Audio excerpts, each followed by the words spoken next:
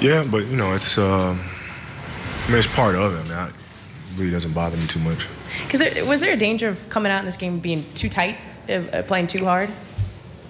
Yeah, it is danger, you know, but we're used to, you know, being in must-win situations. I mean, it's the way we look at it is just a game that we got to win. I mean, we've been in must situations before, so we just had to approach it the same way.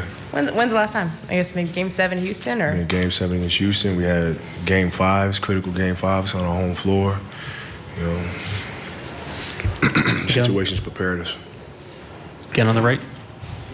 Media savoring this dream. The Lakers and Celtics go to a Game 7. What does it mean to you? You've never been in a Game 7 in the finals.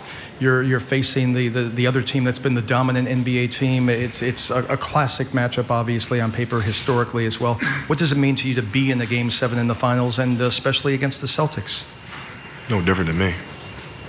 I hate to be a buzzkill, but it's not. I know it's at stake, but I'm not tripping. Can you talk about what in your mind, in your heart, we all know what's at stake, but what does a Game 7 in the finals mean to you? It's a game you got to win. Simple as that. I mean, I'm not going crazy over it. You got to take care of business. Dan, right here. I mean, I know maybe not overly excited about it, but if someone told you before the season, one game at home for the title, you know, what would your thoughts of that been? We got to win it. Would you be happy with that opportunity? No. So, you know, it's the opportunity is not something that makes me happy. It's winning and take advantage of the opportunity that makes me happy. You know, the buzzer goes off and we're not victorious. So I'm gonna be thankful for the opportunity. Nope. On the right. James Allen, AMA 30 KLA. You've been preaching all playoff long about defense. You had to be pretty happy tonight, right? I was very happy. We did a great job defensively. We kept them out of the middle, kept them out of the paint. You know, did a good job on the boards. You know, it was a solid effort by us. Left side. Go ahead.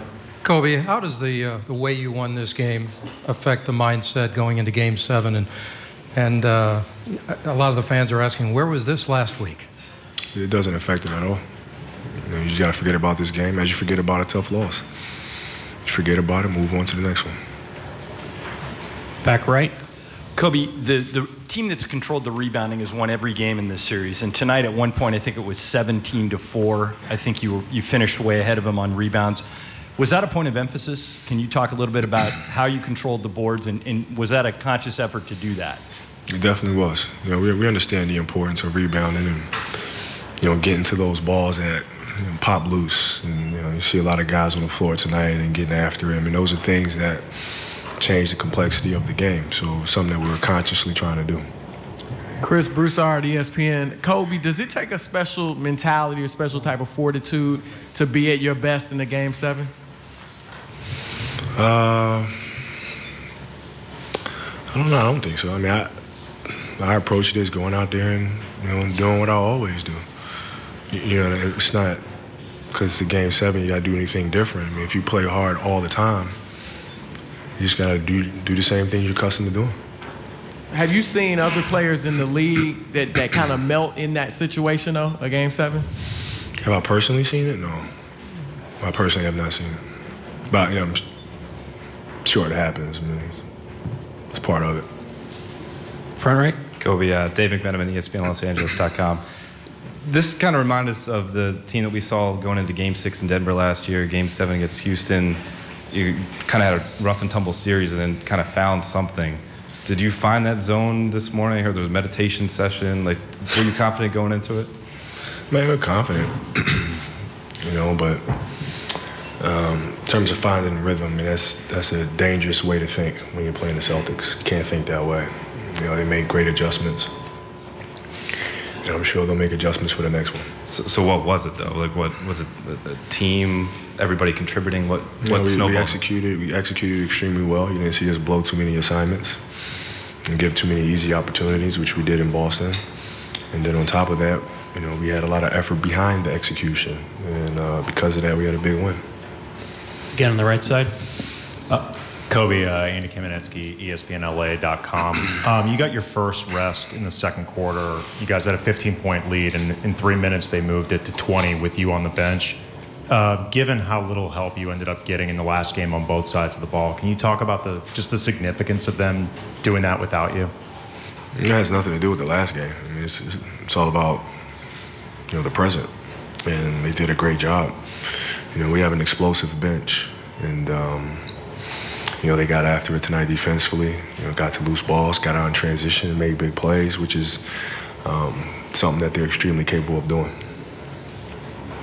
Kobe, Eric Pincus, Hoops World. Last game was so different, and even throughout the series, the changeover, is it an effort? Is it focus? Why such a flip? Both teams, it seems like they had the opposite problems game to game. For us, it was execution. We didn't execute well. Defensively, we just missed a lot of coverages. And a lot of it was what they were doing and the adjustments that they made.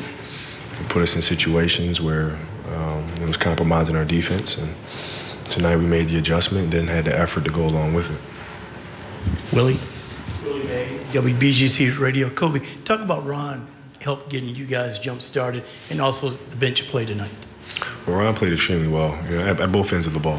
He was patient offensively. He took the opportunities that were given to him. And, defensively, he made things hard for Paul. I mean, Paul's a tough cover. And, he did a good job on him. All the way in the back. Stephen Lieberman, the Observer Newspapers, Los Angeles. From your perspective, how much of a disadvantage was it for the Celtics when Perkins got injured? Well, it's a big disadvantage. Teams are used to playing, with a certain lineup. I mean, it changed. I mean, we've been through that. We've gone through that this year with guys coming in and out of the lineup.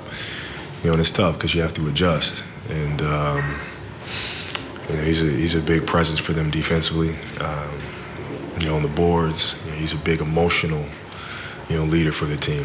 And I'm sure it didn't help him going down.